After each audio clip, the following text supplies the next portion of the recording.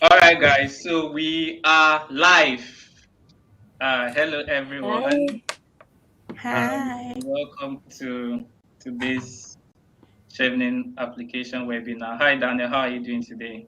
I love your background, Daniel. Thank you so much, Joshua. And nice to meet all of you. Oh, awesome. So we would wait a little. I'm sure that people will start joining us soon. Wadi, how are you doing today? I'm also trying to check. I'm fine, thank you. I trust you're all doing well too. Yes, we are good. I'm okay. I'm fine. I'm actually trying to see if the volume is okay on YouTube Yes, it's backend. okay.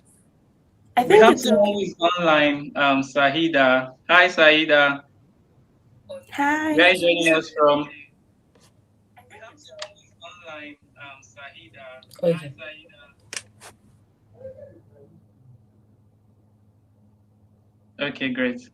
Just to say that, guys, when we are not speaking, please just try to mute your mic so that we don't have an echo. We have about 11 people online, people who are watching us right now.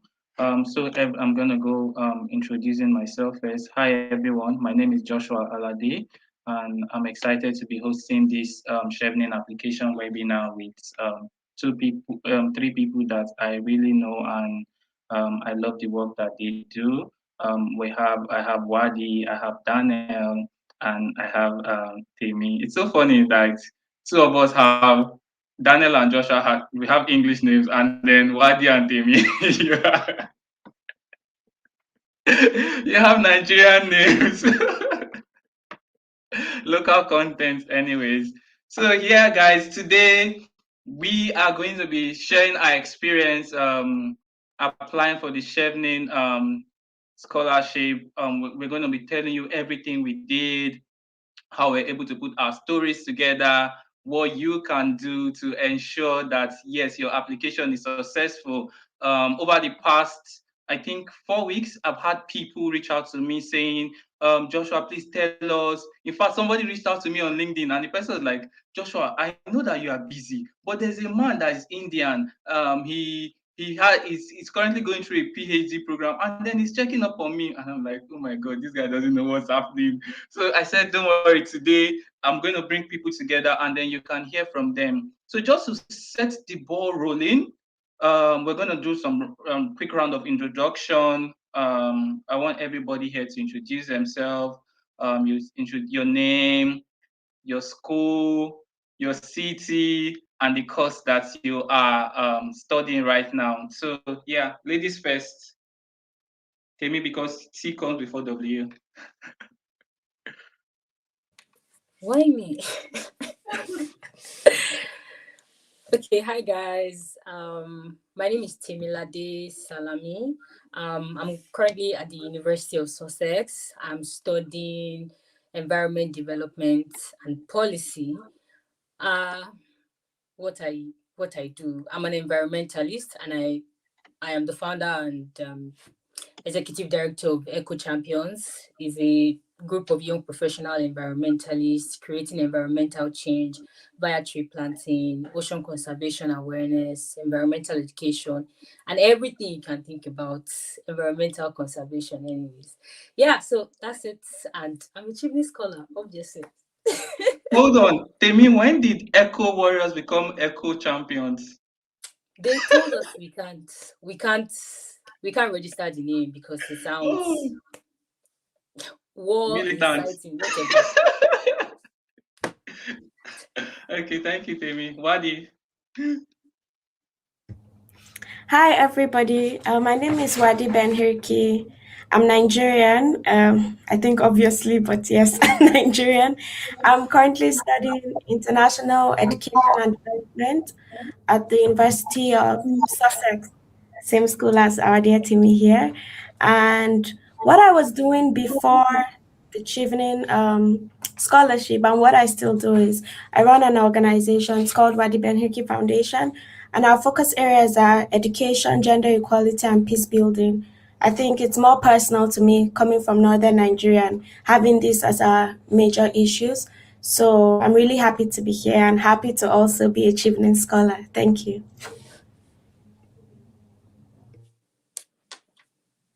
Daniel. Finally, me. Hi everyone.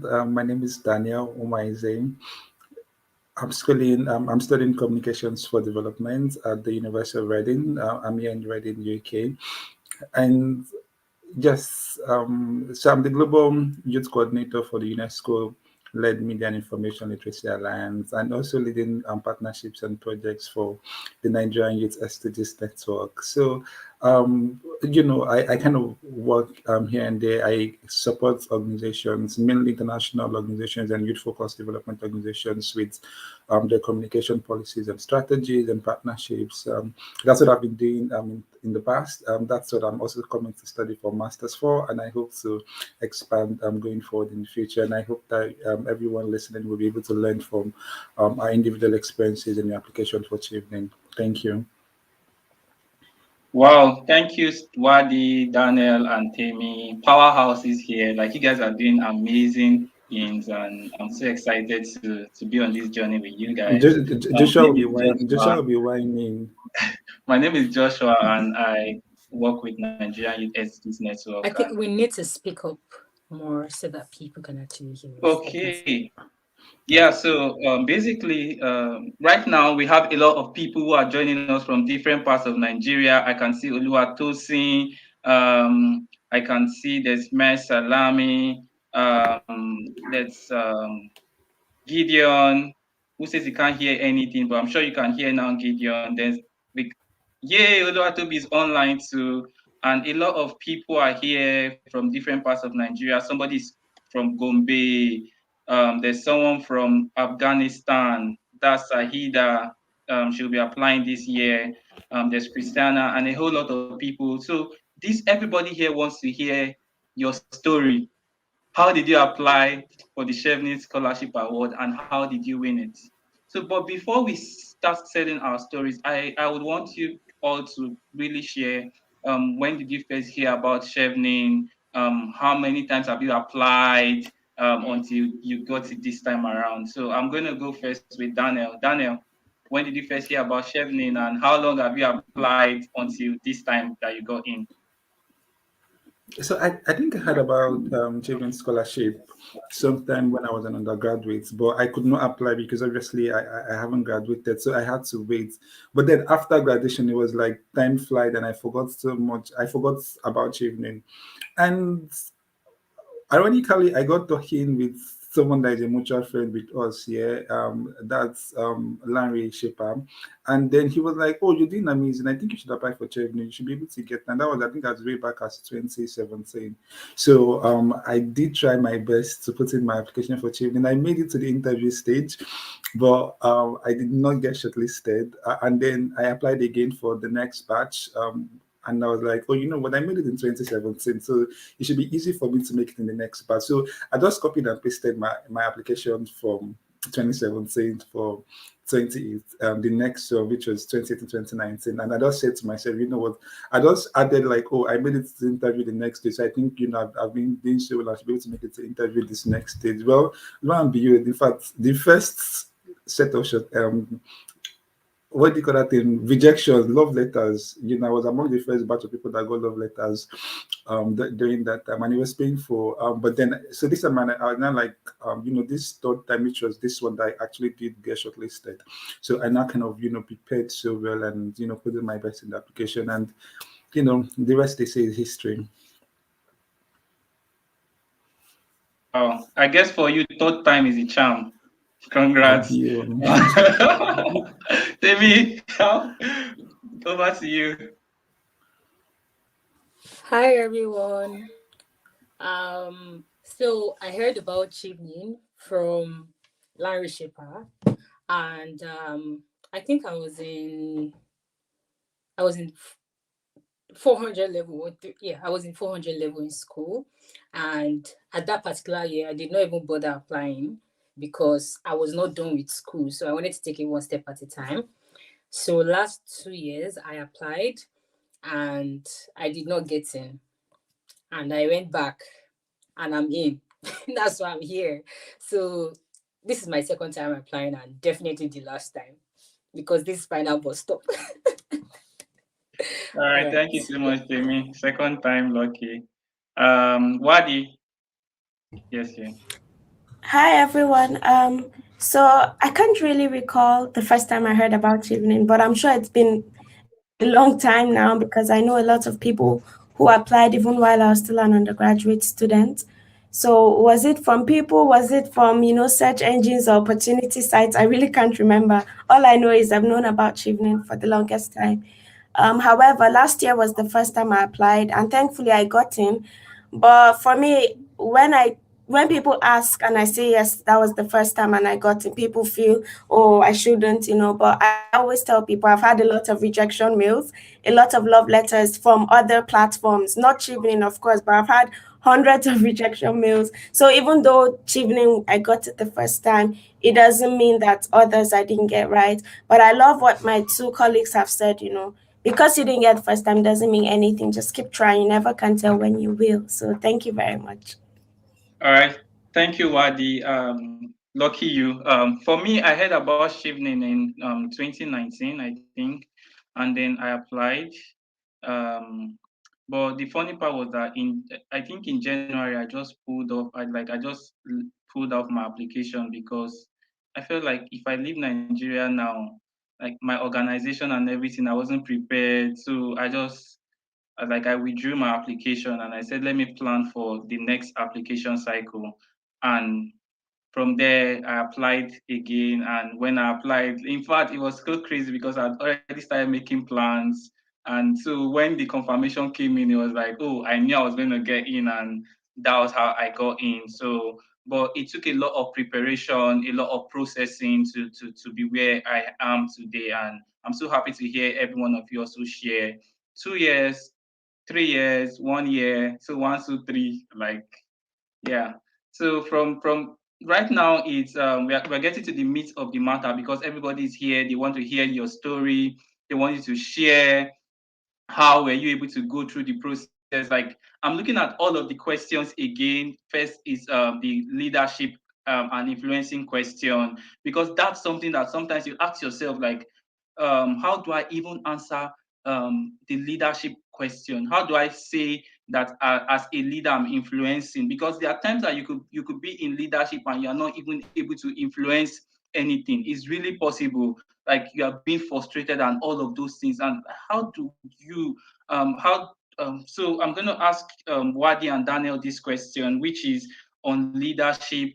How would you encourage people to answer the leadership question? How did you answer the leadership question, Wadi?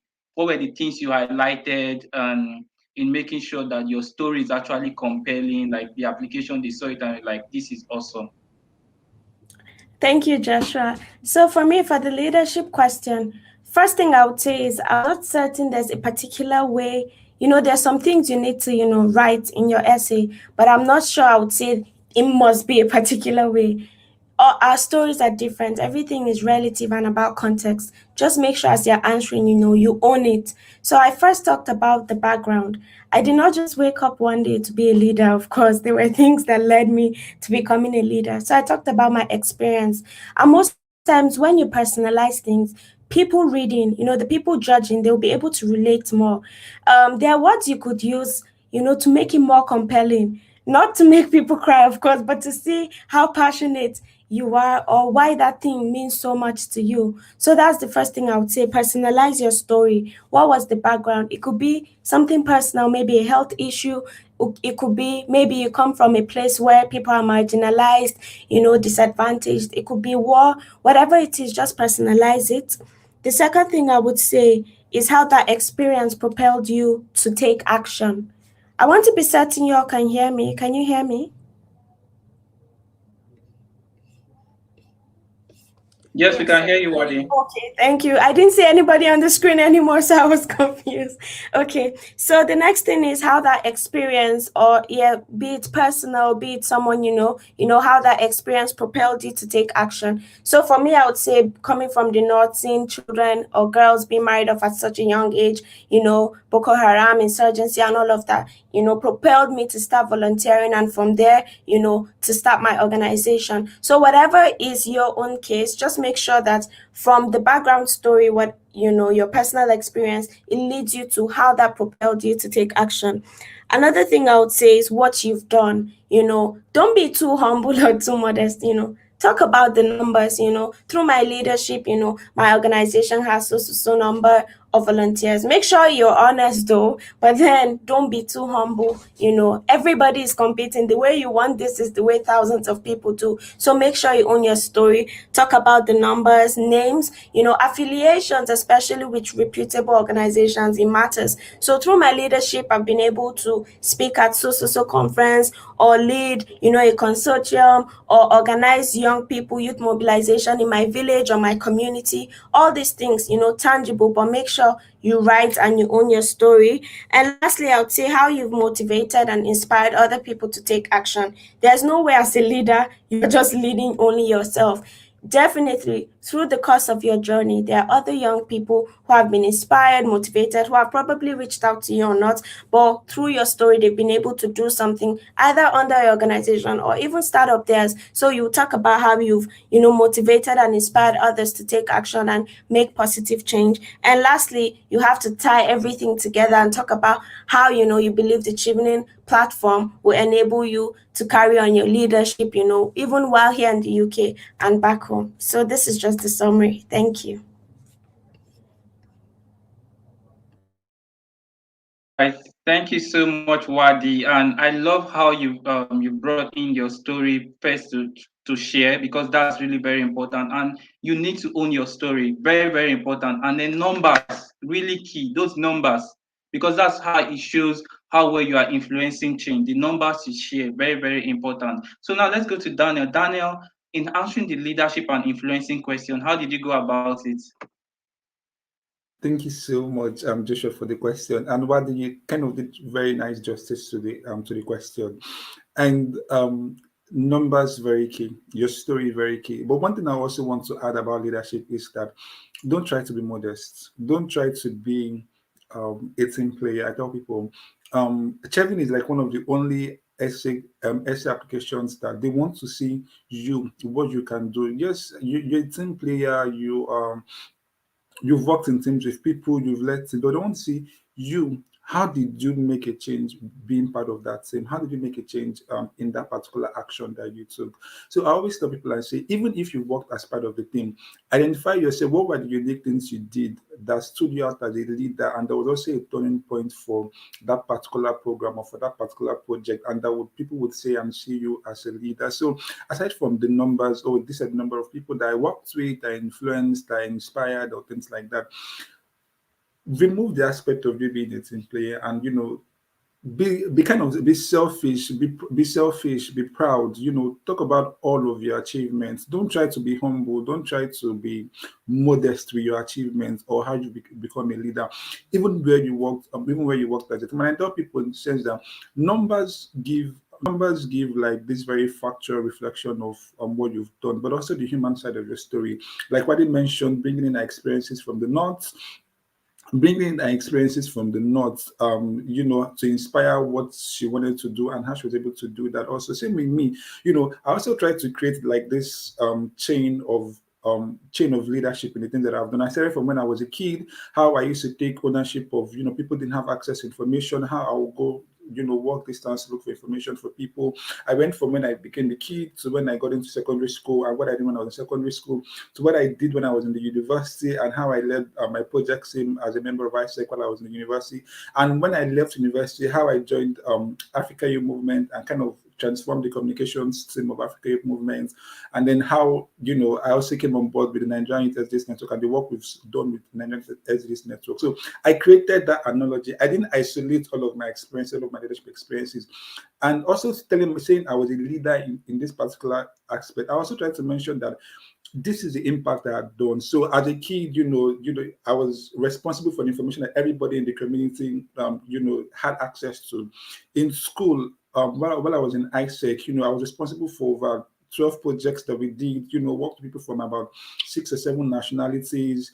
And, we had like months and years of impact that we've done. And with Nigerian SDGs Network, we brought about the national summit on SDGs in Nigeria, the number of young people that we've worked with, at Africa Youth Movement, working with over 10,000 young people across the world, leading the communications team, the impact that we've done both from one country to another country. And then when I became the global youth coordinator for the UNESCO-led Media and Information Literacy Alliance, how also I had to engage young people across the world, and I had to change the model with which UNESCO was engaging young people in media and information literacy. So in doing this, I also worked with the team, and I also acknowledge the role that my team played, but I also tried to mention that it was this singular action or that singular action that was what helped me transform the impact that we have. So place yourself, identify the issue that there was, and then place yourself as the center of the solution, or as this make yourself the centerpiece of the solution. How you're able to be brave and stand up to become that leader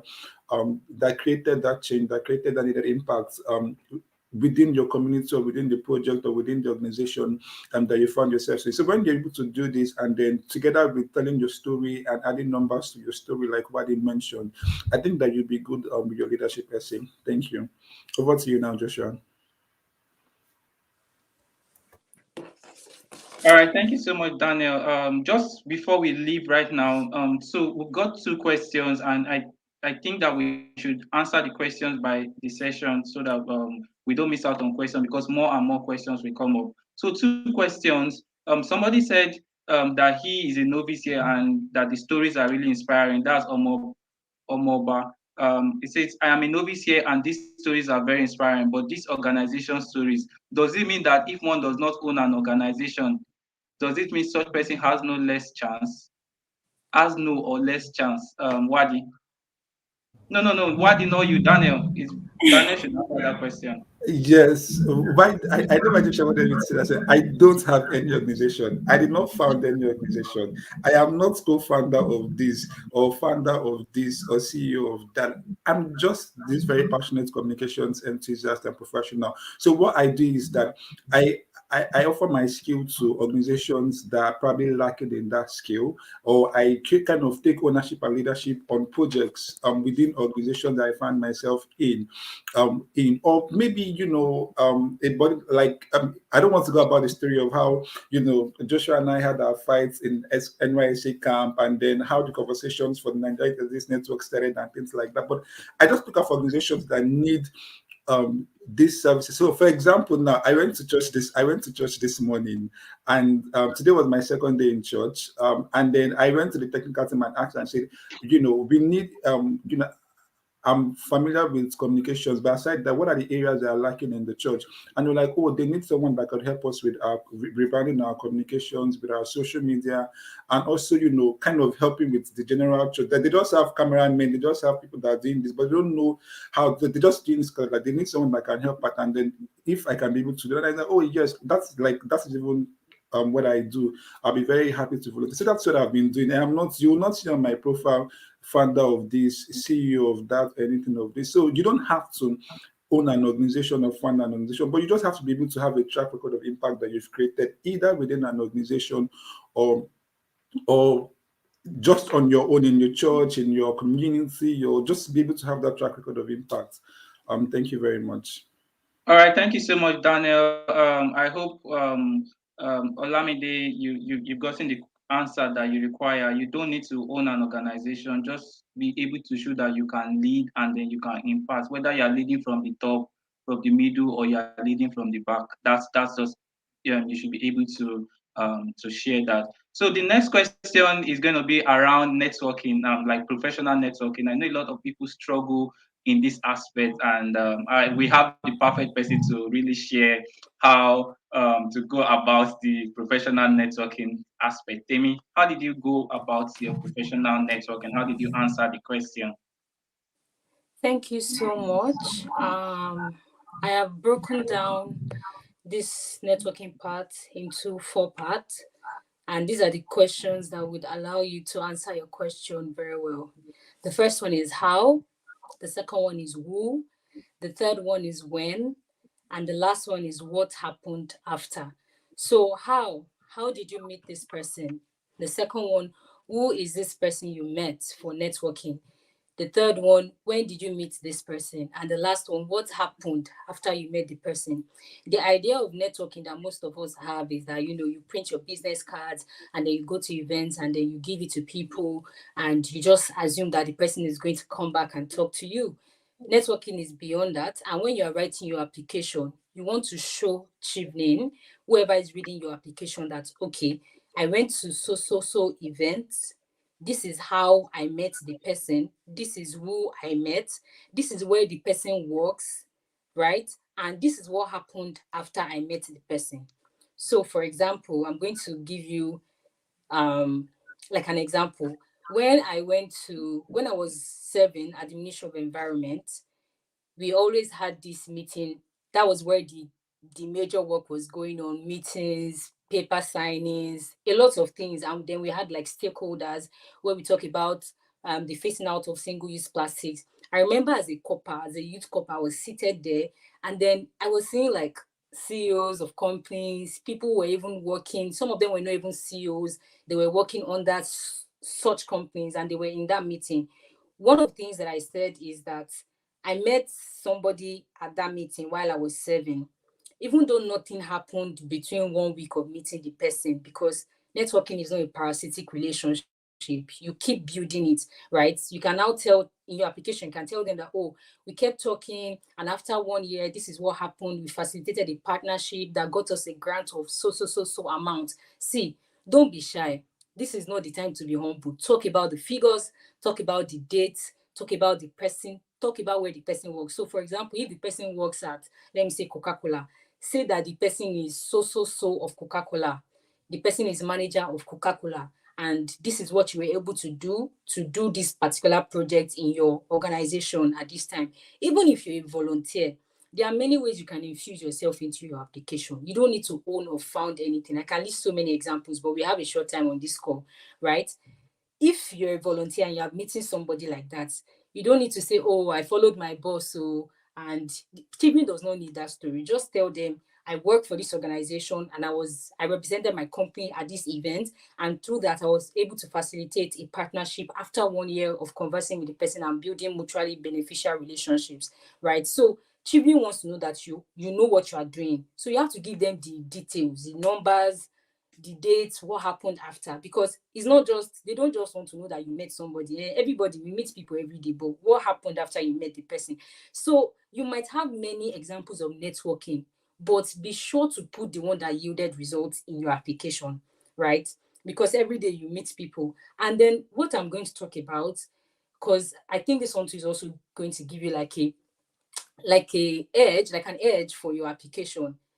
When you finish writing, make sure that at the end you are referring back to Chevening. Chevening wants to know what you've done, and they also want to know what you are going to do when you get the award, right? So me, I finish most of my applications with, if I get the Chevening Scholarship, I'll be able to bring this expertise, my networking skills, meeting people from diverse backgrounds, and I'll be able to do this in the Chevening network. They want to know that there are many people applying, so they want to know that you are fit for this game. There are many people who have networked and have met people. I mean, people who are even high there, but they want to know what you're going to do when you get the Chevening Scholarship, right? So I hope that has answered your question. The how, the who, the what, the when. The who is very important, and where the person works. And let me just say this, sometimes it doesn't translate to money. Sometimes it translates to, I mean, facilitating relationship. Through this person, I was able to meet this person, or I was able to get into this fellowship that got me this. So don't take the things in your life very basic. They are important things that people even pray that they get. So don't be humble. Achieving application is not the time to be saying, I'm trying to, you are a leader, take charge, right? So I think that's what I have to say about networking. All right, thank you so much, Temi. And I don't know what to add to that part because you've actually broken down networking basically. But one other thing I would say is that you should also be able to show that when you network, it's a two-way street. So it's not just you getting something from people or you asking. Show how you also have been able to help, or you've been able to support that person that you've been networking with. And I'll give you an instance.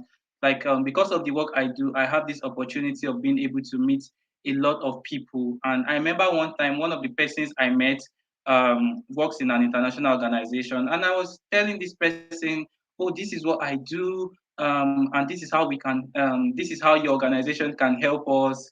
And all of those things. But when after everything, when I go back home, the first thing I did was I noticed that this person didn't have a plan, or is not because this person was with young people, but not so conversant with Nigerian youth.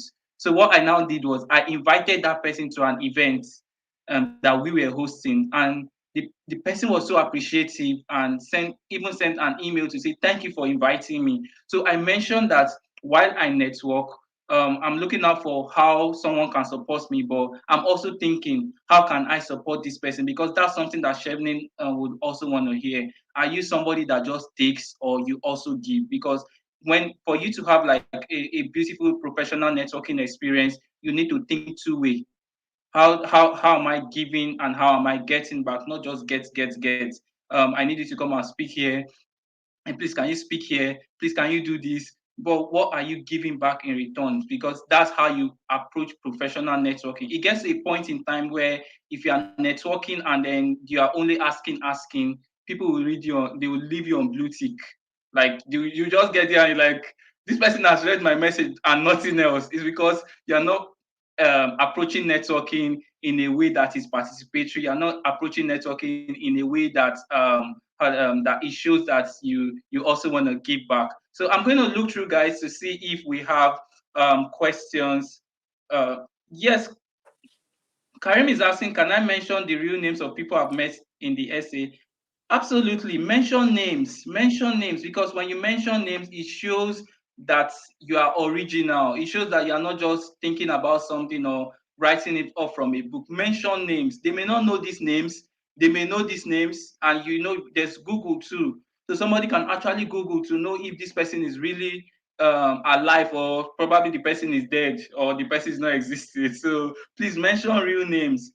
Someone is asking, this is Ayo, is asking, well done. I would like to know if Chevening supports management courses. Yes, it does.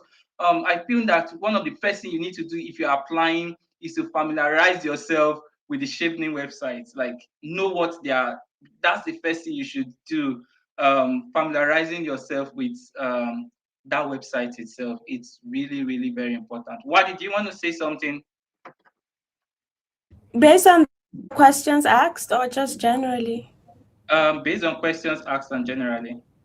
Okay, yeah, for me, I would just say familiarize. That's true because I think there was a question about, people ask questions. Like, I'm sure we can attest to the fact that so many people have DM'd us. And some of the questions, if they had checked the website, they wouldn't. So, the first thing that will help you, to be honest, is familiarizing yourself because it's there. Whatever you're looking for is really there. You may need to reach out to people for more input or more information, but the basics, they are there. The only thing I think that is different is for MBA courses, they have a cap to the tuition or something, but every other thing is there. So familiarize yourself, and they support every, I would say, permit me to use the word, any type of course, as long as you show them that you are worth being sponsored. So yes, that's it.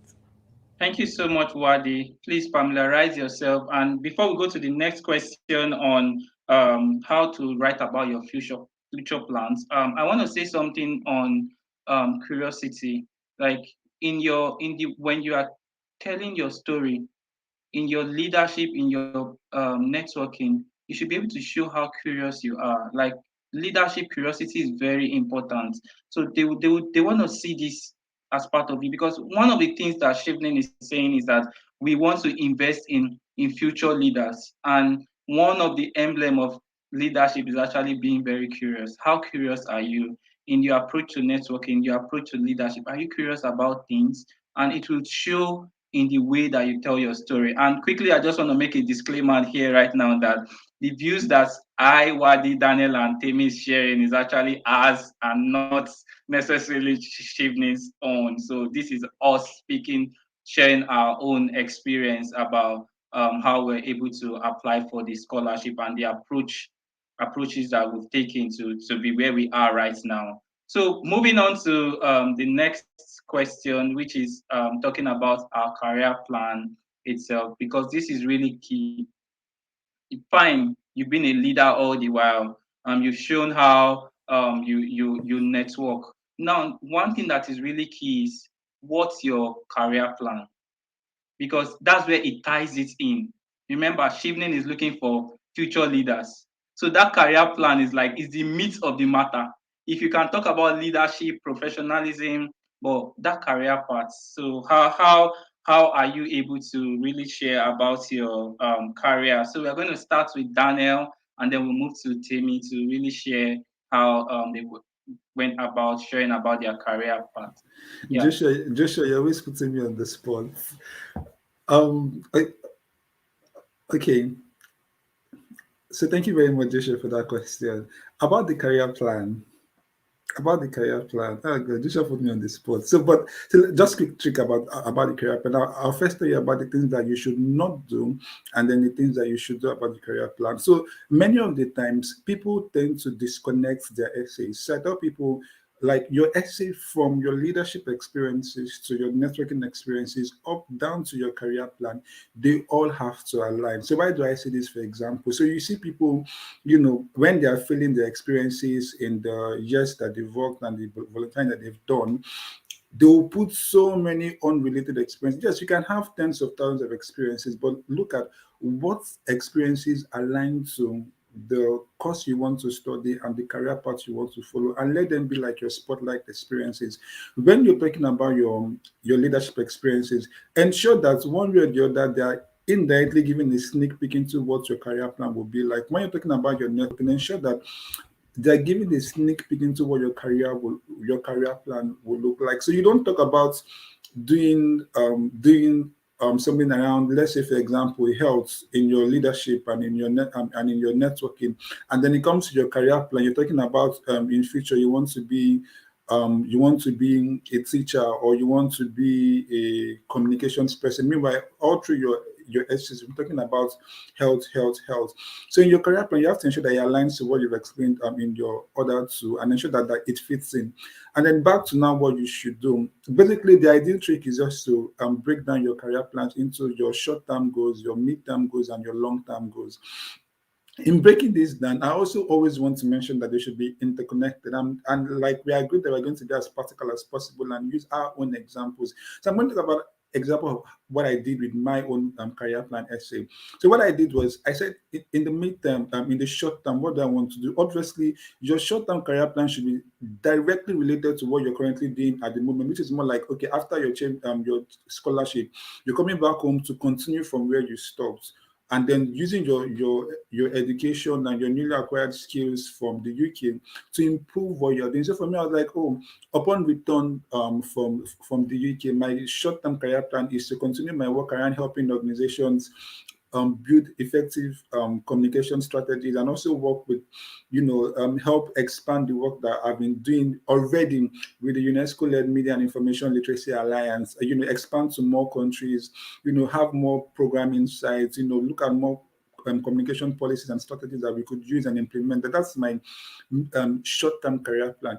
And then the mid-term career plan, I said my mid-term career plan is to look out for roles within the United Nations system and within international development agencies and within UNESCO, specifically UNESCO itself, and be able to climb through the ladders to get into maybe a director or assistant director. And then when I'm able to do this, then over the period of time, build my name and build my reputation and build enough social capital to be able to come back home and lobby for roles as maybe the DG of NBC, or the DG of NCC, or the DG of one of the communication related agencies in Nigeria, NITDA and Co. And why did I say this? Because my long-term plan is to be the Minister of Communications in Nigeria. Is to be the Minister of Communications in Nigeria.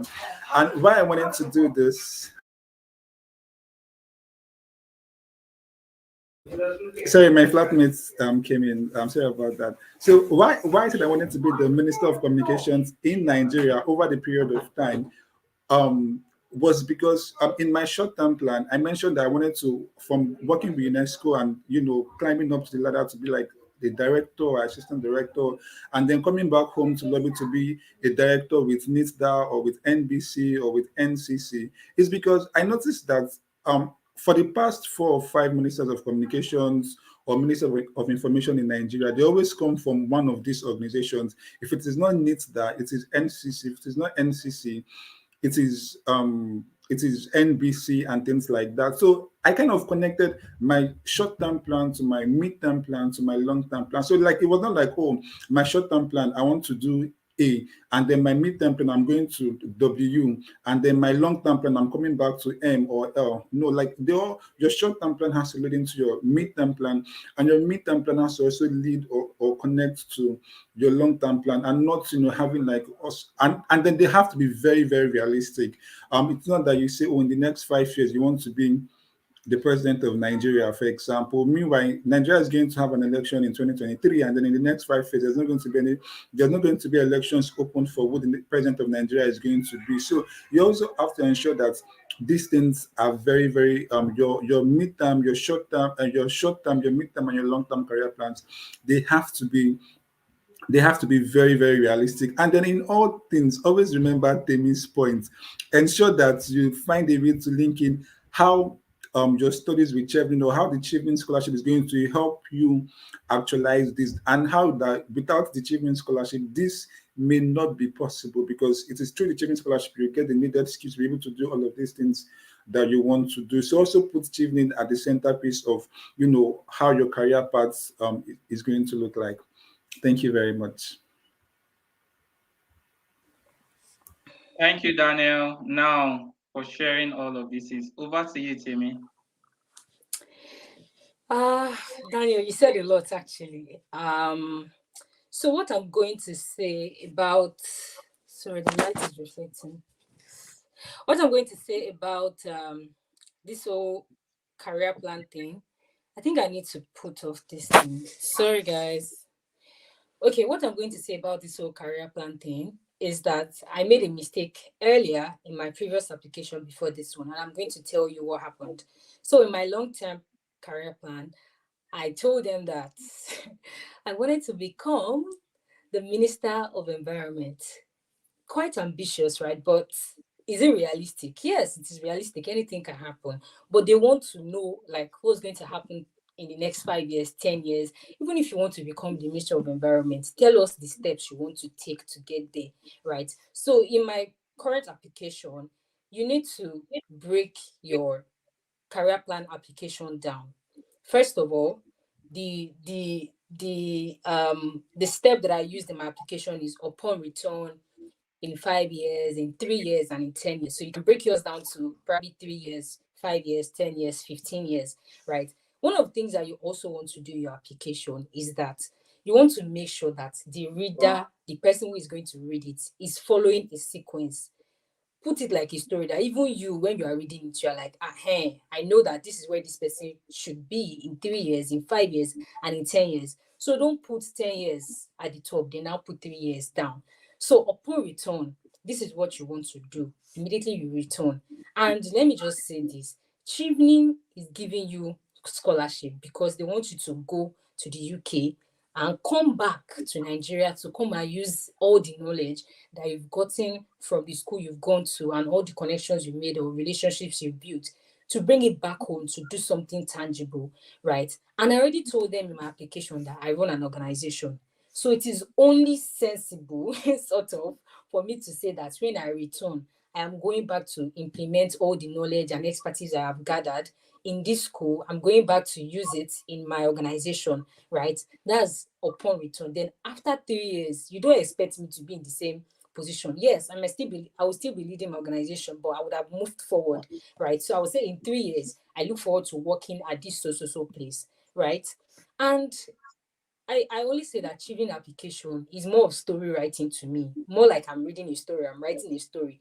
For example, I did my IT at the Nigerian Institute of Oceanography and Marine Research. That was where I did my IT. In my 3 years, I told them that I look forward to working at that place as so. Then in 5 years, I look forward to working at somewhere higher than that. I mentioned the place. Now, let me also tell you, Chevening Scholarship is all about research. And I can tell you for one that everything you need for your application, and I'm not even sweet mouthing anything, everything you need for your application is on the website. Everything. So I already checked the school that I want to go to. Let me say, for example, I'm in Sussex. I've gone to check the professors in Sussex, the lecturers in Sussex. I realized that one of them is a member of the group that I wanted to work with in my 5 years. So what did I do? I just brought the name of the lecturer into the application. Oh, I look forward to meeting Professor so. Let me say the name is Richard, who also I look forward to meeting Professor Richard, who also is a member of where I look forward to working in the next 5 years. Do you guys understand? So that way you're already telling Chivin that I say I want this scholarship and I know what I'm doing, right? So if you already told them that you want to work at, let me say you want to work at the UN, for example, and one of your lecturers or professor in school is already a member of a group in the UN, right? Or of a particular working group in the UN, just tell them that you'll be able to network with this your lecturer, also gather knowledge that will help you gain momentum to apply for the position you want to apply for in the next 5 years. So you're already connecting the dots. Like I said, mention the names in the application. Tell them that this is who the person is, what the person does, and you cannot let them know that you are eager. You cannot wait to meet the person so that the person can help you give you the knowledge and insights that you are going to use for your career plan. And like Daniel said from my last point, you need to connect everything back to Chevening. So all this your career plan, how is Chevening going to help you to achieve it? Because you can literally even be in Nigeria or your country and still achieve your career plan without Chevening, maybe. But now that Chevening is in the picture, let them know how Chevening is going to facilitate it. Let them know that if you don't come to Success and meet this professor, it might not be easy to get into this particular organization you look forward to to working in the next 5 years, right? Let them know that if you don't come here and you don't meet people from different countries, maybe you already signposted Kenya, maybe you wanted to work in Kenya, at the UNEP in Kenya, right? You need to let them know that if you don't come to University of Bath to meet so person or this lecturer or somebody, or even intern with a particular organization, you are not going to get that thing, right? And the last point, let them also know that you've probably seen organizations that you want to work with. For example, there's this particular organization here in the UK that I look forward to volunteering with. I'm not particularly going to work with them and get money, but like I love what they do is around plastic waste management. And I told them in the application that I look forward to working at that place because I'm going to gather experience. So let them know that all your body like this is in the UK and then you cannot wait. So you need Chibney like ASAP to do all the things that you need to do. Right. So let them know that you need this thing, and without this thing, you cannot get it. So put it in sequence upon return in 3 years, in 5 years, in 10 years, and be realistic. Don't say upon return you want to go and become the director of the Federal Ministry of Environment. It cannot work. We both know. The person reading it knows that it cannot work, right? So you have to be very realistic. And they want to know that you are coming back. So don't tell them that after you are done with your award, you're going to stay back here and look for one place to work. To me, that's already a red flag. Your application is not going to go through. This is my opinion, anyways. So let me put disclaimer. So you need to be very sure that this is what you want, and these are the processes. This is what you've done, the research, and without Chibney, you cannot do this thing, right? So they want you to know that you need this Chibney very well, and it's urgent. So let your career plan be very realistic. And if you are in education, you studied education development and policy, let me assume, or international education, like Wadi, you cannot now say you go back to go and become Minister of Environment. It doesn't correlate. You studied education, so what are you going to do when you become Minister of Environment? So make sure that your career plan, everything is in sync. Let the reader know that you know what you are doing. Any sign of confusion is already a red flag for your application. Yeah, so that's all I have to say about your career plan. All right, thank you so much, Temi. Like that career plan question is really, really very important, and I love that you and Daniel took out time to really speak to it. We have a lot of questions ranging from is there an age limit? No, there's no age limit. You can be 100 years old and apply for Chevening. You can be 20-year-old and apply for ship. Just, But the just let only me, chance is that the Joshua, let only me give an example about the age. I remember in my first interview, I asked the same question. I said, "Is there an age limit to the to Chevening Scholarship?" And I know you guys have had it a lot of the times from either Layo or something. So it was probably me that asked the question, and she told me, and she said, she asked me what's the age of my president. I was guessing, I'm like, 74, 73. I was like, your president. If your president applies for Chevening and, we find him qualified for Chevening, he will get the Chevening Scholarship. I was like, so indirectly, what that means is that there's no age cap. You just have to be able to get admission in the UK university. You just have to be able to write very nice essays that the reviewers the reviewers are independent reviewers, so they like your essays and all, and then you're good to go. Yeah, but I need to add to that that you need to be able to show that you have 2 years work experience. That's really very important. Even though there's no age limit, you need to show that part. And for that 2 years work experience could be from volunteering. Some people say, "Oh, I'm just a recent graduate. Can I apply?" Yes, you can if you have 2 years work experience. In the sense that you have, and this work experience can come from volunteering. It can come from volunteering, basically, whether it's your community, whether it's your church, whether it's your mosque, just volunteering. If you have that 2 years experience, also know that your NYSC also serves as 1 year experience. So if you can show that you have that 2 years work experience, you have the hours. So you know that one of the things you have to look at is that the normal work hours is like 35 hours a week. So put all of those things together and see, do I have 2 years work experience, whether it's volunteering, whether it's in national youth service. Yeah. So that's something very important. Temi? So I wanted to also say something, because I really believe in, if you, I know that there's this saying that if you want something, go for it. And there's also this point where you know that you need, I don't want to say you need to do more, but you know that you don't have this number of work experience. To be honest, it is okay to chill till you have that number of experience, right? Because there are a lot of people. So you don't want to expend 9 months of your life waiting for something where you know that you have slim chances because you already know that you don't have such work experience. So let me give you a very good example. For example, I have taught French. I have done a lot of work. But the question you need to ask yourself, the work experience, does it relate to what I am doing? Does it relate to what I want to go and study? So if you are going into healthcare and you've already spent most of the time volunteering for something that is way beyond, you know, I don't know how to put it. It might not just sink when you're doing your application. I know that we don't like to hear these things, but these are just things that would have saved many people headache and make them apply better for this application. So, for example, I know many people now, you like people volunteer everywhere. You volunteer with healthcare, you volunteer with media, and now it's now time for achieving. You can't put everything together because they want to know how this your hours that you spent in this place, how they've been able to help you to do this your career and everything that you want to apply for, right? And if you know that you still have time on your side, if you're currently serving, if you're an undergraduate, if you know that you want to apply for Chivney and you're going into environment, please make sure that from now henceforth the organizations you are working with, they are SDG related and they are environmentally related, right? So that you don't put yourself in so many places and then it's now time for Chivney. You cannot even fully defend.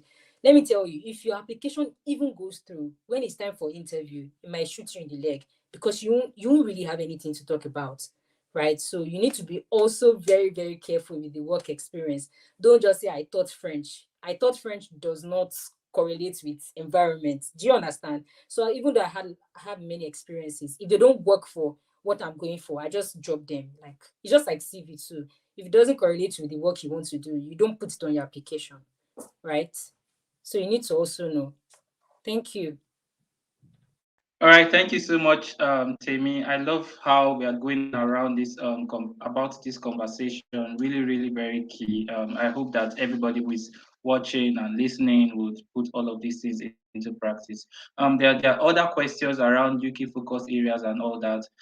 Would at the end of the conversation, we are going to be during the Q&A would answer every one of those things and any other questions that you may have. So now we are going into the last part of the application process, which is for you to actually choose your school and your course. So sometimes people, I know that this question is actually a trick question. When they say why are you choosing this course and this school, it's basically saying why do you want to come to the UK? That's just what it's saying, because the course and the school, they are based in the UK. Why do you want to come to the UK? So most times, I feel that people mix this up by just talking about the school alone or just talking about the course alone. So, when you were sharing about your choice of school and course, how did you go about it? Okay, thank you, Joshua. So I saw a question about if you need to have an offer before applying. So it's sort of in line with the whole choice of school and course. So I'll just say you don't need to have an offer already. However, when you're doing your research, you should ensure that at least one of the three schools or courses that you are going to enter in your application, you should make sure that you have an admission there. And how can you make sure? You have to do some research. Different schools have their eligibility requirements, right, for different courses. It could be language requirements, what they need. Some accept the WAEC. Some will say you must have maybe Duolingo. Some others may go further to say IELTS, TOEFL. So you need to ensure that you can present some unconditional offer by the time you're selected. So you don't need to have an offer prior to, submission, but you must ensure one of those schools that you're writing, you would be able to get admission. It could also be maybe class of degree. For me, when some of the schools I wrote, unfortunately, because of both the undergraduate course I did and class of degree, I didn't get admission. So you need to really do some research for you to be sure that the schools you're writing, or you're entering, you have the chance to get admission. So how did I go about answering my choice of, course and school?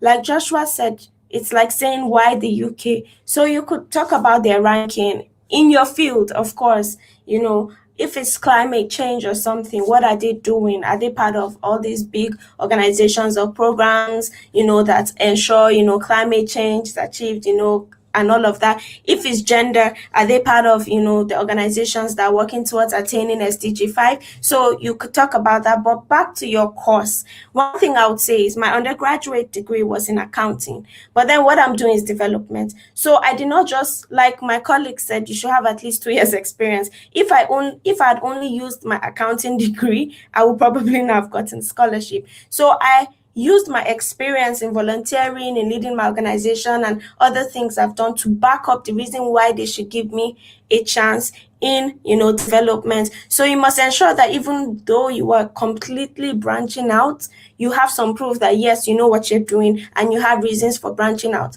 I would also say that many people look at rankings, QS ranking, and all these types of ranking, but you should do well to ensure that for the school, you don't only look at the global ranking. You can look at the course. How well are the alumni doing? What do they do? Do they have seminars? Do they have workshops that are in line with your work? An example is, Sussex, where I currently I'm studying, they rank number 1 in development. You can use that, you can use, like Temi said, some of the lecturers. Maybe somebody works with, DFID, somebody works with World Bank, and you have interest in that GPE. You can infuse that into your essay saying, if I get to this university and I'm being taught by this, lecturer, this professor, it will give me a higher chance, to get an internship with the World Bank or to work with them or get funding. Make sure you do your research. Another thing is maybe a seminar. For Bristol, I think they have this Bristol Global Challenges and Development Seminar Series. So you could say beyond the academic side to it, you'll be able to participate in all these special workshops and be able to network with experts and people that are well knowledgeable in your field. So you must do well to do your research for each course. And then when you're writing 3 courses and 3 universities, make sure that they're interrelated, they're intertwined, right? You cannot say, oh, I would like to go to University of Bath to study climate policy or something. But if I don't, my second choice is University of Sussex, where I want to study gender and development. My third one is Manchester University, where I want to study education. And, they will be like, this person is not sure what they want to do. So you must ensure that the choices you have, first, second, and third choice, they are interrelated, so that at the end of the day, your answers will not be exactly the same, but they will be intertwined. Another thing is make sure you're sort of passionate about what you're going to study. There's this story that I give that it doesn't make sense, and I think that's one of the reasons why I say do research and make sure you apply at the right time. Don't wait for the deadline. I applied on the last day, and it didn't really do me well because I couldn't do a lot of research. In my defense, I was like contemplating, am I good enough? Do I have all it takes and all? And then I did all my essays like very shortly. So the place where you are to choose the courses and schools and enter it or so, I searched development on the Sussex, and I wanted development studies. I didn't have time to really scroll. I didn't want to, miss the deadline. So the first thing I saw was international education and development. I clicked it and continued. So yes, education is a huge part, a central part of what I do, which means, no harm was really caused. But at the end of the day, because I didn't have enough time to do all my search, I ended up choosing something. Another issue was I didn't even check to see that before the final award letter I could have changed it. So I would have known all this information, right? If I was, if I had gone through all it took, asked the questions. So for each course, each school and everything, make sure you do your research. I hope I've been able to help with answering this question. Thank you. Wow, thank you so much, Wadi. Like, this is a powerhouse. Like, everybody with your own experience sharing, like, awesome. And something else I want to say. So this is really very funny. When I was choosing my school, I actually chose a school because the cost of living in the city is really, really low. I chose a school just because of that. And I said it will afford me the opportunity to save, and then I can be able to travel across the UK because the cost of living in Belfast is really cheap. Wow. But I ended up like Wait, getting. this is your recent application. What did he say? This your recent application. Yes. Ha, babao. Wow, So that's like it was proper research. because I actually want, like, coming to the UK. I really want to travel, and I feel like this school will give me that opportunity to travel, and I put it in there, like, it will make me travel because I think cost of living in Belfast is like the cheapest in the UK. So all of this research is very, very important. When I chose my school, um, so one of the things about Bradford is, like, Bradford has a lot of people from different parts of, especially Asia, in here, and it was part of what the reason why I chose this school, because I said I wanted to mix up with people from Asia, because Asia, like, the way they think it's something else. Indians, Pakistans, and all of those things. I just wanted to get those insights. So it's very important that you do that research. And talking about your modules, those modules are important. I talked about each all of the modules per university and what I was looking forward to learning. In my there's one module we have which is talking about critical perspective on global development. And under that module, there's actually something there's this aspect whereby you learn around the interlinkage between politics and policy. And this is something that really intrigues me. Like, how do I understand the policy side and the politics side, and be able to link them up with the work I currently do in Nigeria. So please, when they look at your choice of school, it's not just academia alone. Just talk about travel, talk about even going to see your favorite team. Like, Bradford has like a lot of theaters in Bradford, and I actually want to go to the cinemas. So all of these things were actually in my application. One of the things I look forward to do was learning how to finally dance, and Bradford has like a free dance school somewhere. So put all of these things in, let them see that passion, let them see that my body, my soul, my heart is in the UK. Like, I've identified everything, and I do not want to miss this opportunity. Please, if you don't give me, I don't know what happens to my life. Let it be like, let them see it in your application. It's very important. Let them see that you want this thing. That if guys don't give me, I don't know what will happen to me. really, really, really, it's really key. So So like we're getting to the top, and I want to ask us these questions, guys. Uh, for instance, you applied for Chevening and you didn't make it through. This time around, if you are reapplying again, what would you do differently, Temi? What would you do differently? What would you do to make your application stronger? How would you approach the way you're going to be tackling the 4 essay questions? What would you do differently? Because a lot of people have applied 4 times, 5 times, 6 times, and they are wondering what's happening. Why am I not getting in? Like, why did you apply just once and she's in? What would you do differently, Amy? am I the first person to go? Yes. It's okay. So what I'm going to say is that from experience, because I applied before now and then I did not get in and then I applied and got in. First of all, some parts of my okay, I actually scaled through. So this question is in like different parts. There are sometimes you like scale through the application process and then you get to the interview stage and you do not get evening scholarship, and then sometimes like you never even you never even get past the application stage. So from application stage your application is already like to the side, so you cannot even move on to the what's it called, to the interview stage. So I would say for application stage, because that's where we are right now, make sure your essays are realistic. Don't lie. Don't buff up figures. I know that this thing is common with young people who own organizations or work with organizations. If you've impacted 20 people, tell them about the 20 people. You can even take example. One person that does this thing very well is Henry Anumudu from Sharing Life Africa. You would see how he can take one small boy from a particular rural community and talk about that boy throughout the whole year, and the story is still compelling. So you do not need to lie in your application. Number two, I'm going to say this based on some of okay, I've not reviewed any application, just one that somebody sent to me and I mistakenly opened it.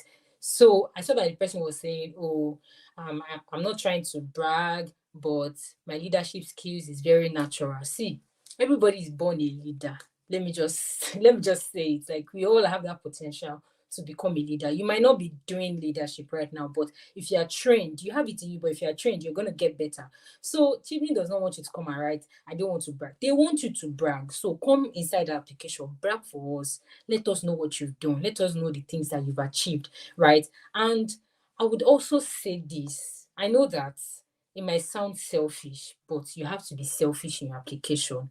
This is about you and not about, so reduce we in your application. Reduce we did this. Even if there's a team in that, let them know your role in that team. So let me say you have a volunteer coordination team. You are one of the volunteer coordinators.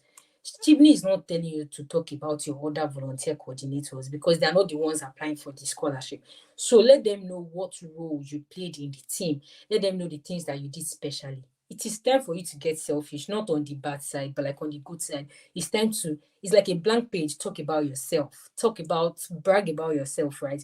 And the third thing that I'm going to say is that, see, this one is just the best. Do your research. Trust me. Just like that, I mean, Joshua said, when they ask you why the UK is not just because people use it. Sussex, the the School for International Development Studies and all those things, ranked first in the world for 5 years straight. See, we all know, but beyond that, there are 1 million people who are going to write that thing in the application. But what makes your application stand out? Have you researched the modules that you are going to do? All the modules that I'm doing currently in my school, in my class, I knew about them before now. Like I've checked the websites. I immersed myself in the school. This is my first choice, University of Sussex. I went to go and check for their professors, for the ones that I knew their names. I went to LinkedIn, went to connect with them, know about some of the workshops that they, organize, and research about the city you are coming to. Sussex, Brighton. Brighton is known for, there's a beach in Brighton where everybody comes to. Oh, I look forward to going to the popular Brighton beach. It might sound funny, but the UK, the Chevening Scholarship, they also want you to tell them about the other things you are going to do that is not educationally, that is not educational inclined or educational. I don't know if that word exists, but you guys understand what I'm trying to say. So beyond school, because the academic rigor is crazy. So they want you to tell them how you're going to cope. Not that you just want to come and sit inside your room and just be reading. They want you to know how you're going to make friends, how you're going to visit the places in your city. They want you to experience the UK as a whole. So tell them that you are looking forward to going to see this particular movie. You've seen this place in the movie. Now you want to see it in real life. This is where they shot this movie, and you want to actually see it. It might sound funny, but they want you to know that. They want you to put it in your application that you have that knowledge. Also, one of the things that I did was research about the city you are going into. So, for example, COP26 is happening in November. Even though COP26 is happening in Glasgow, one of the universities that I chose was actually that's was located in that city, or is still located in that city. So in my application, I already told them, oh, I look forward to going for COP26, where I'm going to meet different people, different players from my industry, from my field, and I look forward to connecting with them. They want you to have knowledge, and there's no way you can have knowledge without doing proper research. And I must give it to Chevening. Their website is a home for information. In fact, you can write your full application just from information on that website. So read. You can take 1 week of your time to read all the things on the website, then immerse yourself. Your school that you're going to is just 3 schools, right? There are millions of people applying, but what makes you stand out? Because you've done your research. That when you are talking safe in your application, they're like, it's like this person has been to the UK in the spirit. It's now for you to get there physically. So you need to show them that you know what you're talking about. So don't say I don't want to brag. Brag. Let them know that you have the knowledge, because there are many people applying. So you want to show them that you know your stuff, right? So it's very, very important that you research. Very important. Very, very important. Thank you. Thank you, Temi. Daniel, if you were reapplying again, what would you do differently? Temi is on fire today. Temi is on fire. so so yes, and that's the spirit of everyone. If you leave us, we will talk and talk, because we did research is key. Like everybody here did the research. For me, my school was not as popular as, Sussex or Oxford. So I began to ask myself, so what can I use to emphasize my school? So there was not really anything I can use to emphasize. My school was like, they were among like the top 10 schools in the UK. But in terms of my own study communication, what is my school actually doing differently? So there was no, I searched, there was nothing I could come up with. But then, and I was found that actually my own course offer a kind of placement-based dissertation. So what I now leveraged on is that I had like very world-class lecturers in my program that have done so many amazing work. So I researched, I went to academia.edu. I went to a lot of academic Google Scholar, and I typed in the names of my lecturers, and I saw the researches that they've done and the books that they've published and the grants that they've gotten and what they're doing for those grants and the projects they're doing with those grants. So I said to him, I said, see, these people are doing this amazing work, and I want to work with them on this, because in the long run, this is the areas and field I want to go into. And then also, that is why I want to go to this school. So I mentioned my lecturer's name, Dr. Sarah Kadi, and Ziakom, and all of them. I mentioned their name and the work that they are doing, and how I'm going to benefit from, studying in that school and studying in that program, how I'm going to work with them and benefit from the project that they are doing, and then the grants that they're working on, and the future research that they are doing, how it's shaping the future. And that was like what I did in my own school. I went to my school, the course, I downloaded the module of the course, I read about each of the lecturers that are working and that are lecturing on those modules. I researched about each and every one of them, and I look out for very key striking things that I could use in my applications to say, this is why I want to work and be in this school, this is why I want to study this course and in this particular place in time. And then generally for my course, we had this placement based dissertation, whereby you can decide to either write a proper dissertation or write half dissertation and then spend the other half of your time doing a placement in one of the organizations in the UK. And I was like, oh, this also will help me integrate with the people in the UK, learn about the UK, as a school, as a student, I'll learn about the UK academic lifestyle, as someone being in the UK, I'll learn about the social aspect, and then having a placement in a UK organization also means that I'll learn about the professional lifestyle of Britons and how they interact in the professional stand. So that means that gives me like an all-round knowledge and all-round experience during my stay in the UK. So I kind of researched all of this, and I found a way to write nice words to present these things, and write nice words to ensure that these things were well documented in my applications. But that aside, again, another thing I did differently, just to be very sincere, 2 months before Chevening opened, I had finished my application. 2 months before Chevening opened, as to be sincere, I'd finished my application. Why? So I had all the, because I was this time around, I was like, if I don't get Chevening this year, like this is fire for fire. So I'd already started, I'd already, I've had an experience. So I've had an experience, making it to the interview stage. I've had an experience being among the first batch of those that received love letters. So I knew what rejections at those levels look like. So merging these things together. So I was like, I think it was like in March or April or so, I started, documenting. I wrote out all these questions. So I was just scrambling ideas that were coming to my head, putting them, the leadership, the essays, and so I was just documenting all of those things and all of those things. So 2 months to when Chevening was about to open, I just summarized everything, wrote my essays, fine-tuned them, and I just kept them and went to go and just started doing my other life. So once in a while, if I just come to my head, I'll fine-tune and fine-tune. So by the time Chevening was, not even when Chevening application was open, like 2 weeks when Chevening application was going to open, I knew that once they announced the applications are open now, or when people begin to say, oh, they are choosing for Chevening, people will be bugging them, review my essays for me, help me. So I started disturbing already past Chevening scholars. I said, see, I'm getting this in. Before people come and be on your neck, review my own, let me pass. Let my people go, So a lot of my scholars that already looked at my essays and helped me review them and kept, even before the people started getting selected for last year's Chevening, and then people started posting about that Chevening scholarship, and then when Chevening opened the application, so people were, that was when everybody was now coming and saying, review my application for me to all of this. By then, I'd already gone past all of those things. Then, before I wanted to submit again, I was like, okay, I fine-tuned, I kind of fine-tuned my essays, like, God knows, maybe 10 times or 20 times. They're like version 1, version 2, version 3, I don't even remember how many versions I had.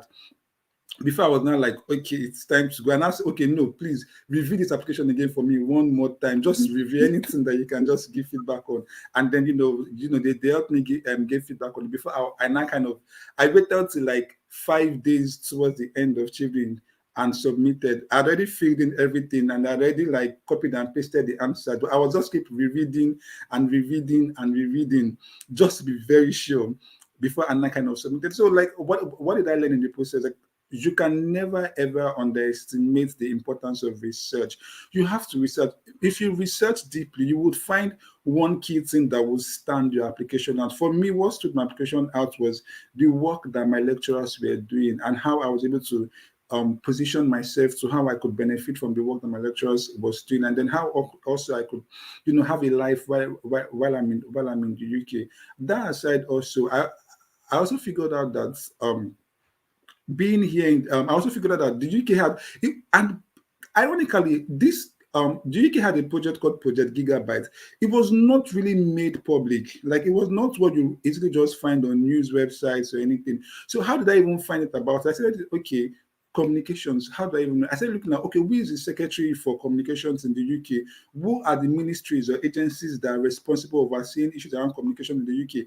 I went to their website. I read about the secretaries and their under secretaries and the work that, and it was in reading in one of those. I saw that they were even implementing a project called Project Gigabyte. I even find that there are even some places in the UK where they don't even have internet penetration, and how the UK is revolutionizing to get internet penetration to them and upgrade their communications. And I said, oh yes, I'm doing communications because I want to learn about this project. I hope that one day I'm able to meet this secretary and that secretary, and to be able to help out and to be able to learn how the UK is evolving this. And maybe on return to Nigeria, I can be able to duplicate this approach, or also be able to partner with the UK work through Chevening and the UK Embassy to kind of test run this kind of implementation of strategy in Nigeria and then see how the impact will be like. And so that was like a very key turning point for me. You would never see that information in the news because it was like a coded low-key kind of work that they are doing. So you can never underestimate the importance of research. Research. That's when you will see like the little details that may be like the turning point for you in your application. Thank you very much. Over to you now, Joshua. Thank you finally, Daniel. Oshé, Galu, Nagudi. Wadi, 1 minute. Yeah, What would you sure. do differently? Yes, they've said everything. So I would just summarize, right? The first thing is if I did not get it and I had to, the first thing I would say is prepare and have like start early enough because like I said, I did everything at last minute. So nobody could even go through my essay. There was no time.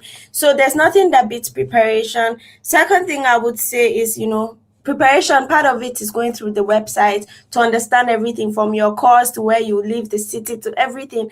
The first question is, am I even qualified at this point? I mean, you can be qualified for something and still not get it, but make sure to a large extent you're qualified enough not to sit down and write 2,000 word application, 500 words each, and you are not even sure. So, like, make sure that you meet the requirements, from the bachelor's degree to the 2 years experience, whether paid or unpaid. All these things are important.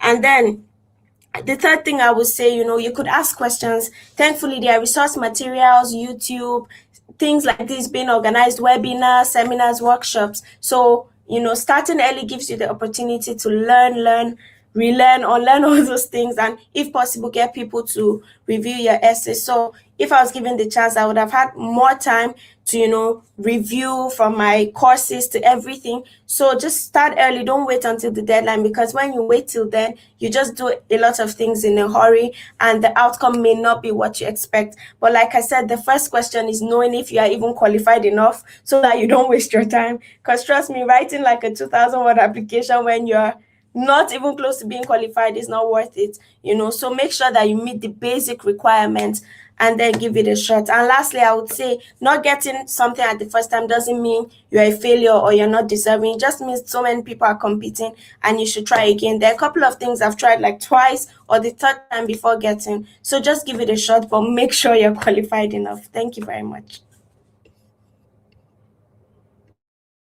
Yeah, thank you so much, Wadi. Right now, I hope that for everybody who is watching, that we've been able to answer some of the questions that may be bugging you on how did these people get it. We are just doing the work with passion, and also the fact that we put in a lot of work into research. That's what has brought us here. So we've shared our stories with you. We hope that these stories would help you in your application process. You can always come back to these videos to watch again. You can download it since it's on YouTube and it's also on Facebook. So before we leave here, we have a lot of questions that I think that we should answer based on okay, so the first question I feel that we should answer is this question on the UK focus area. So I'll be calling just by name. So you just answer one question and then we move on, or you tell me the question that you would love to answer and then you take it on. So the first question is around the UK focus area for Nigeria. How do you know the UK focus area for Nigeria, Temi? So I would just say that Chevening application, you can apply for the courses that you want to apply for. You should check the website, but literally you can apply for so many courses. I'm doing environment, Wadi is doing education. But when they say focus areas, sometimes this is to help you bring the UK into the conversation of your application. So the UK is very big on planting trees, climate education, and a lot of things around the environment. So if you're applying for an environmental course, it's just best to put the UK inside your application by saying that you know that the UK is interested in this field, and when you are going to get to your school or when you apply for Chevening and you get the Chevening award, you are going to leverage this relationship, so and so, right? So that's what I think the person meant about focus area. Yeah, that's it. All right, thank you, Temi. There's another question So, around. so Joshua, can I add to what they said just fast? So, I think the Okay. person is also asking where they can find it. So, the easiest way to find UK focus areas in Nigeria is just go to the UK High Commission's website, and then go to the section where they say Nigeria, and then in Nigeria you would see all the work that they are doing in Nigeria. Also, the second best place is the DFID is the UK's International Development and Aid arm. So go and check the DFID website and look out for the work that they are doing in Nigeria. So if you're able to see that on the UK's High Commission website and DFID's website on the work they're doing in Nigeria, so you have all the answers about UK's focus area in Nigeria. And then there also is it's not classified documents. They always publish their roadmap, their focus, their 5-year focus, their 10-year focus, or their 3-year focus. So you would see the documents that you can download them and then take time to read them and see which one aligns to what you want to do, and then you can just tap into that one and build the application around it. Thank you. All right, thank you, Daniel. So there's another question from Davis asking if having an offer already makes you stand a better chance of getting the scholarship. No, having an offer does not give you a better chance of getting the scholarship. The first thing that gives you a better chance of getting the scholarship is putting in a great application. So when you put in a good application, you know that you stand a better chance to scale through. After your interviews and everything, you still have until July 15, 2022 to select your final school. So what you need to know is that having a university offer does not give you a better chance. It is putting in a good application that gives you that better chance. You can be. I know that there were some people who they even though they got the awards, they've not even gotten any university application offer. They've not gotten a university offer, but they got selected for the award. So it's about your application process itself. Putting a good application makes you have a better chance of getting the scholarship. I'm trying to look through if there are other questions. Somebody's saying that we should share what to expect during the interview. No, this is for people who are applying. When the time comes, probably I'll be able to bring them around for us to talk about um, interview. So there's this question from Daniel asking, is it possible to negotiate for application fee waiver and language proficiency score exemption if your school of choice needs that for admission application? Is it possible? So Vali? there, it depends on the school. I know there are some schools that have this thing. I've forgotten what it's called, but in the application fee waiver, some schools say if you're from developing countries, there's this title they give and they waive it. I think Warwick or some schools, they waive it. But then for the language proficiency, that's why I said it's good to just check instead of playing around with it. Just choose a school that you have all it takes, so that you don't put a school and later you're begging them to waive and you don't. So just go to schools that have what you already have, so that you don't, because for language some schools are particular. For the waiver, there are some that waive for people from developing countries, but for language proficiency it's preferable to just go with the school that you meet the requirements. Lastly, I just shared something with you, Joshua, a link. Thank you, Toby. He's also a Chevening scholar. He sent me a link to, UK projects. So I shared it with Joshua. I think he can put it on the comment section. So when you click on the link, you see all the projects, that UK is doing. So it makes it easier for you. All right, thank you, Wadi. There's another question here by someone who is married, and she's asking that how do I prove that I am married, because I've changed my names and the name that I have on my certificate is different from the names I'm I bearing changed right my now. name, so I might want to answer that. Okay, please So go. that's not a problem at all. People change names. I changed my name not even because I'm married or anything. I changed because I changed my name personally. So what you want to do is that you have to apply for affidavit. Affidavit is very easy to do. You can get it in 1 day or 48 hours. Just make sure that any document you're submitting at the stage where they're asking you for supporting documents, either in your school or for the Chevening application. Chevening application is in stages. So if they have not asked you there's no need for you to upload it. But when the time comes for you to upload supporting documents, even for your school application, make sure that you are adding the affidavit.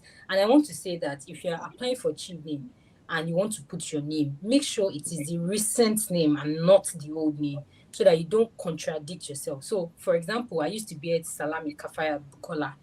I changed my name over time, and my school certificate was bearing my old name. So when it was time to apply to schools, I attached an affidavit, and I made sure that even when Chevening did not ask me for affidavits, I used my new name. So make sure you stick to that name you are using now. And when they ask for supporting documents, just put the affidavit. So I think that that answers your question. Thank you, Temi. Thank you. So someone asked that can I get admission if with HND? Yes, you can. One of us, Fumi, she has HND from, I think, in insurance from Lagos State Polytechnic, and she's a chef now. So it's not about your HND or your BSc. It's more around your school.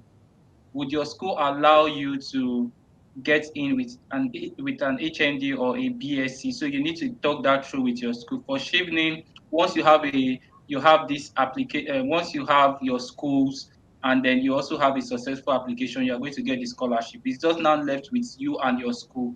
And I hear that there have been cases whereby some people get they get the awards, but because they are unable to get schools, they had to forfeit the awards. So please, everything about certificates, English proficiency test, and all that, please sort it out with your school.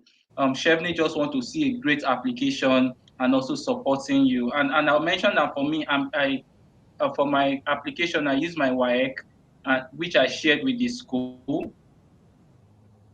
Unfortunately, my WAEC, I don't know what happened. I lost it. So the only thing I have is actually the soft copy, and that was what I used to apply. I got to school, and they're saying you need to get us the hard copy because we need to see physically. And I said, no worries, I'm going to reach out to WAEC and I'm going to bring it down to the school. So please, everything about application, waiver, certificates, you need to sort that out with the school. It doesn't stop you from applying to Chevening. But just as Temi said earlier, if you know that you have something that will not make you get in, please don't apply. Don't. Like, I applied in November and I got to know that I was selected in July. That's like a long time. If you are going to have a baby, you would have had that baby before you know. Like, it's so long. It's so long So and I think waiting. Yeah, I maybe. think I want to say Joshua, you something remember on you remember about the I think on two occasions it was Joshua that just chatted me up one day. I think one was for the deadline for the reference. I think one day I was just I went to Abuja for something. Joshua just sent me a message. I'm like, Daniel, have you submitted the reference? I was like, oh, the reference is not due until like 2 weeks time. Joshua was like, no, it's due in 2 days time. I was like, no way. I went back to check the deadline on Tuesday. He was like, actually due in 2 days time. I have to quickly rush I get my reference. And then I think the other one was there was one other deadline that we were supposed to meet that I totally forgotten about the deadline. So it's also good when you have like accountability partners, that could check up on you. And trust me, people, there's no need to hide that you're applying for this. You're not in a competition with anybody.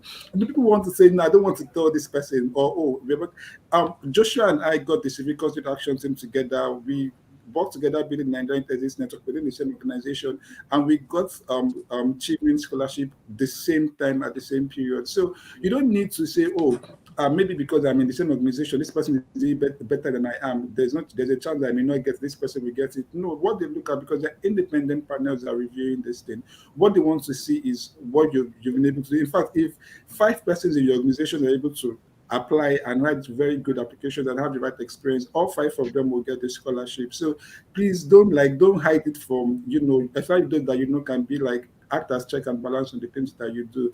Always ensure that they're in the know, and then they can also like remind you on the things that you need to do. And sorry, just one line. You don't need a first class, because many people have asked me this one, to apply for Chevening. See, Chevening don't care about what you have in school. If you like graduate second class lower or second Do you want class to know? upper, Do you want to know that's my your grade? business with the school. So they are like different. Chevening Scholarship one side, your school one side. So that battle is between you and your school. I graduated with a second class lower, and except I tell anybody, nobody's going to know. So don't use that one as excuse to not apply. Right. So HND, anything, just make sure that there are some people who have first class and they've not done anything. But you are here with a third class or second class lower and you've done a lot. Go forward and just apply for Chevening once and for all. So that's what I wanted to say. All right, thank you, Temi. And I think we've been able to answer literally all the questions that people would have. I've been able to share the link for to know the focus areas, the projects of the UK in Nigeria. So please, guys, just do your research. We are rooting for you. We are rooting for you. We need we need amazing people to understand how learning is being done globally. Like the learnings from your Nigerian university is not the same. If you want to be a global leader, you need new form of learning. And just to wrap up, I'm going to say this. One of the reasons why I chose my school, and it's so funny, I chose Bradford. Success was my second choice. I chose Bradford because of just one, I think two things, apart from the school and all, was the fact that I knew that if I choose this school, they were going to pay my fees.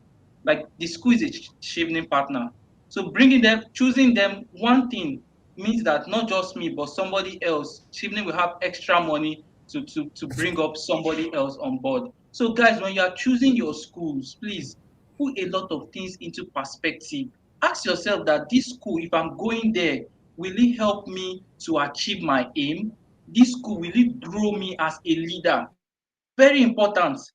Some people just choose schools because somebody they know that is popular is going to that school, or somebody who has reviewed their essays before is going to that school. Choose schools that you can relate with everyone, and then choose cities that are also friendly.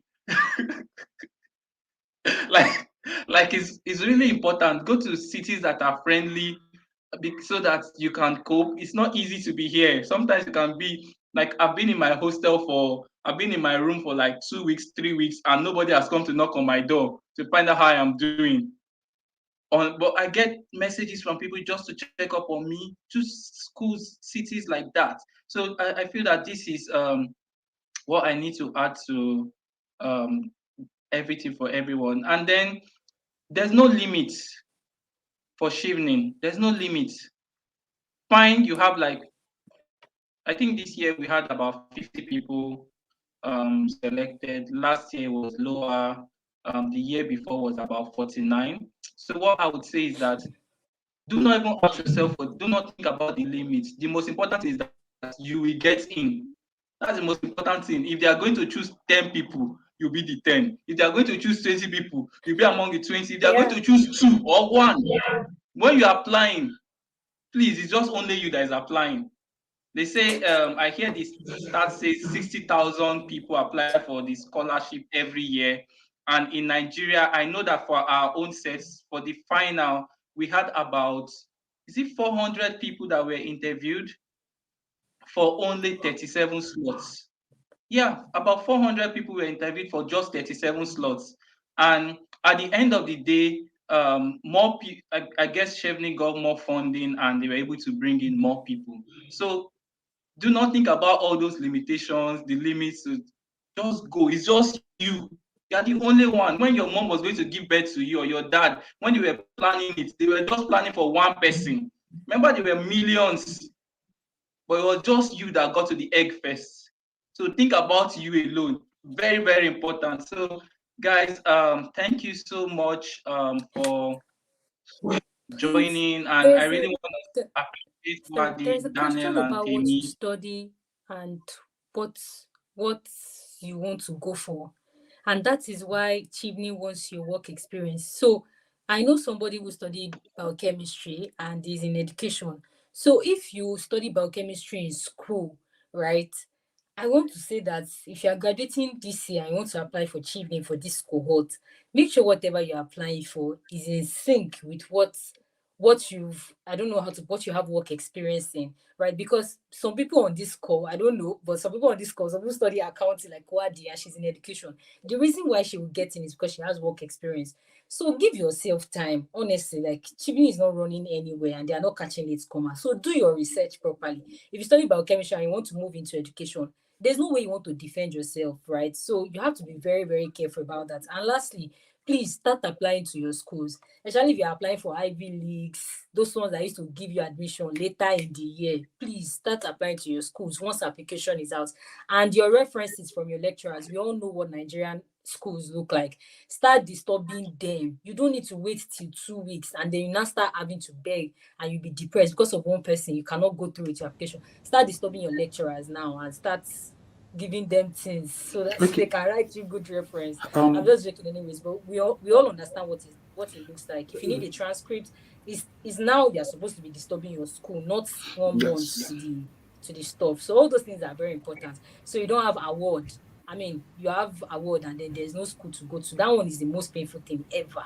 So you have to be very, very intentional. Yeah, so that's all I have to say before So, we close. so, so about the references. So someone asked me, and I think also I should also mention and said that, oh, they've left school for a long time. They don't have a relationship with their lecturers. That was the same thing with me too. I left school, about 5, 6 years ago. I don't have a relationship with lecturers that are there, but I've worked with lecturers at the University of Lagos. I've worked with lecturers across the world. I had like friends that were lecturers across the world. So my two referees for my schools, one was a lecturer at the university, a senior lecturer at the University of Lagos. The other was a lecturer at the University of Sao Paulo in Brazil. They wrote my references for me, and then my professional references for Chevening was written by none of those that wrote references for me were Nigerians. So people that have to your reference do not necessarily have to be Nigerians. They can be people but they have to be people that they know you, they've worked with you professionally, or they've had a relationship with you at one level or the other, and they can write about your work. In fact, when I saw my reference letter for Chevening, the reference that I got for Chevening, I almost wanted to cry because the whole normal thing that they'll say, okay, write something for me, let me see it, and then I'll put a letter and I answer. So when I wrote it, I sent to my referee. My referee was like, "What the heck is it? That he's not going to sign this nonsense. That I'm underselling myself. He knows what I've done and what I'm capable of doing. That this reference I'm writing is more like me being very moderate and me not being sincere about the things that I've done and the achievements that I've had." And my referee wrote the letter back by himself, 2 pages. And when I said reading everything he wrote, actually, I've actually done this things and I've achieved these things, and he had monitored my progress over these years. But I felt that they were not necessary to put. But he wrote them and even wrote them in a very, very, like even far better than I would have written any of the referees. So imagine maybe tomorrow Jamie decided to confirm and then they wanted to call him and say, speak about what Daniel have done. I don't need to brief him or pop him and say, this is what you must say. He already knew what he would say because it was even the one that, that told me what I wrote, that he could not sign what I wrote because I was underselling myself. And then he wrote like a very decent, would I even say decent? That was far more than decent reference data for me. So please, they don't have to be Nigerians. If you don't have access to your lecturers, if you know lecturers in other universities that you've worked with or you had a relationship with, and they can attest to your professional attitude or their relationship with you, I think you're also good to go.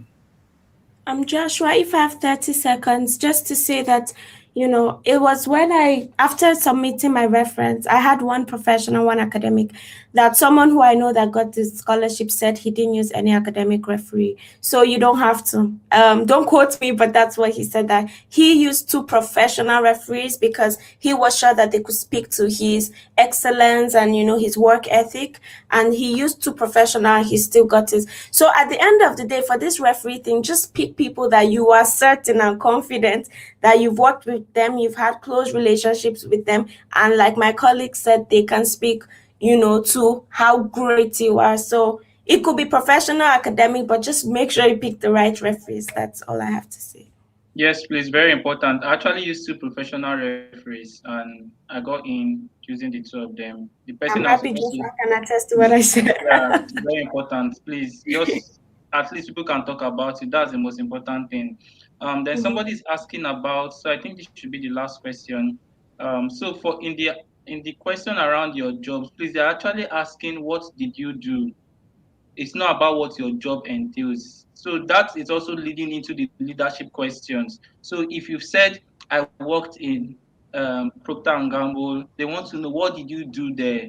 Did you show leadership there? What change did you make happen in that place? That's why they're asking you that question, to state the places whereby you've worked. And guys, undergraduate internships do not count as work experience. It doesn't count as work experience, because that one is based on your fulfillment, is based on your school asking you to go for an internship. But if you try to volunteer while you are in school on your own accord, then that's different. It's not an undergraduate internship. So please, undergraduate internships do not count as work experience. um, I think that we've been able to answer every question that we should answer. And please, guys, we did this so that you can always go back to them. Some people will still reach out that we should help you review your essays. As much as we would have loved to do this, we cannot. And the reason why is that you need someone that knows about your work to review your CV, to review your application. If I don't know your work and you want me to review it, it will be somehow. I can't give you constructive criticism based on the person I know. So, if, for instance, I know Daniel's work, and I remember when Daniel was applying, there were some things I told him. In fact, when he was going for his interview, I told him some things to add up because I know about his work. So for everyone, as much as we want to do this, we will not be able to state clearly. We will not be able to constructively tell you remove this, add this. If you tell me review my CV, my application, the person I'll just tell you is that I don't think you are following the ask method. That's the person I'll tell you. So you have to talk about the your approach. You have to talk about the situation. You have to talk about sorry, the STAR method. You have to talk about what the situation is. You have to talk about what the task is. You have to talk about your approach. You have to talk about your results. So that's the only thing I'll tell you. But if I know someone and I know the person's work, I can say, Daniel, you did not add this. I know you did X, Y, Z. Why didn't you add this? Like this, this one is more important than the other ones you've added, and that way it's easier. And you also have to know that academia in the UK is not easy. Like it's not easy. Tomorrow I have some things to submit, and it's like 2,000 words. I have to submit tomorrow, and it's not just that one alone. A lot to read. So if we don't respond to all those things, it's because there's a lot on our hands. And apart from that, we also have our organizations. We are responsible to some people. If you ask me if I can mentor you, I cannot. I cannot. It's not because I don't want to, but I cannot for now. Thank you, guys. Yeah. So final words, Wadi, Temi, Daniel, final words. So for me, in a nutshell, I would just say that just believe in yourself and make sure that you meet the requirements, like we said, so you don't waste your time. And want to say, do not wait for deadline because I know what waiting until the deadline cost me. It's not all bad the situation, but I'm just saying that imagine if I had waited for deadline and in quote I wasn't lucky enough, I might not have gotten. So go over the essays again, again, and again. And like my colleague said, stay true to what you're saying. Don't go and, lie or write things that you cannot defend. In the interview, they'll ask you something because you lied, you cannot defend it, And also, but on the flip side, you should ensure that you are just be natural about it. You're passionate already, so it will show in what you say and all of that. And lastly, there's no modesty in this. The way you're applying is the way thousands of people around the world are applying and in Nigeria. So don't be modest. Own up what you've done. Just be confident and I wish you all the best and I hope to see your chosen for Chevening post next year. Thank you very much, Joshua, for this opportunity. Thank you, Wadi. Temi. My last words, three things. First of all, because you heard about Chevening and you read about it and something clicked in you, probably means that you're supposed to go for it. And every time you see somebody who has done something, you're like, oh, this person has gone far. What have I even done? I'm just a volunteer.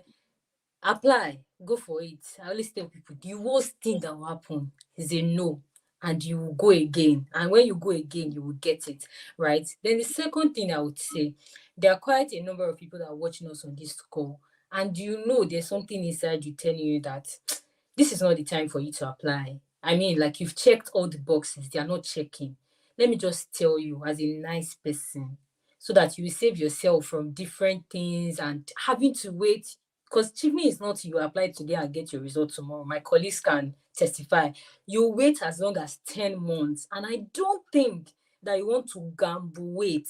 You know, there are sometimes you put in an application and you're like, we get this thing or we get it. There are no two options. And there are sometimes you put it in and it's like, let me just see if it works. Chevening is not let me see. Chevening is I am going there to get it. So if you are still having, let me just try attitude, maybe you should just take a pause, garner some experience. See, the difference 1 year can make for you.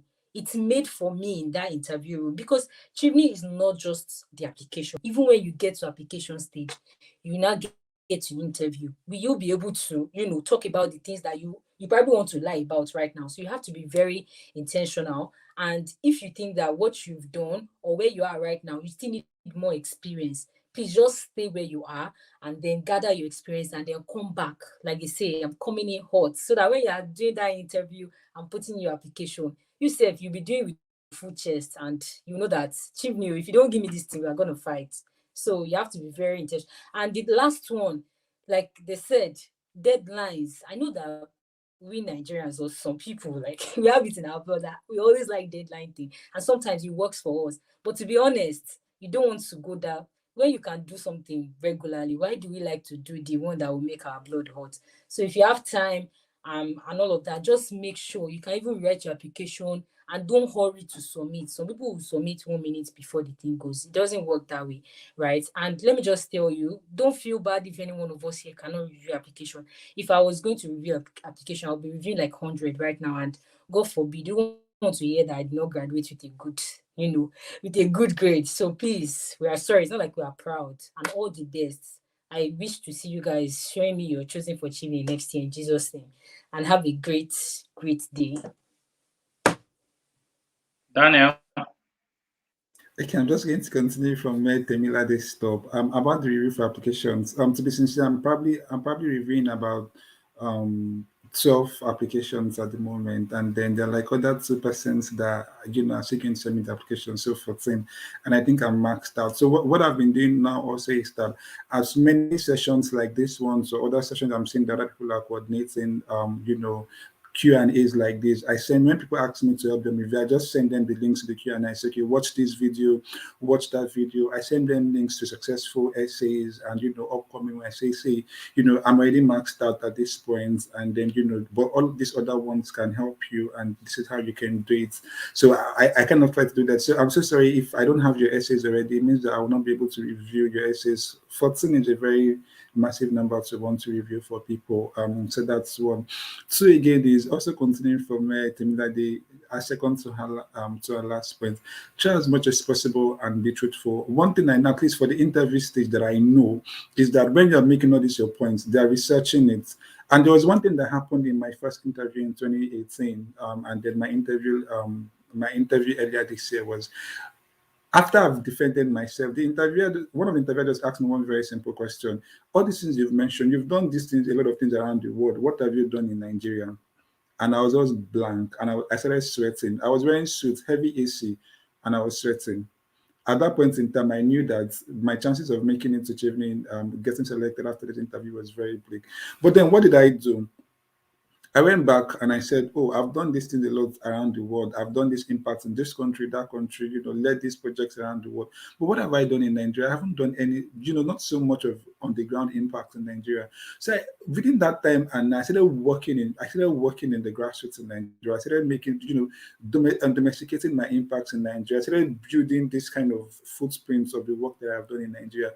When I came back for the interview this year. I said to them, I said, you know, the issue the last time was that, you know, I was not able to do when I was during the interview last in 2018. I told you that this is what I want to do in the next 2 years, in the next 3 years, my short-term plan, my mid-term plan, my long-term plan, and how I've been able to want to do X, Y, Z. And then, I wasn't able to do that in Nigeria now, but I've been able to show this track record now that I have the capacity to be able to do this in Nigeria. And then also the Chevening Scholarship is going to help me scale this up. So like there's no rush. They're not taking names of late comers in Chevening like Nadi mentioned.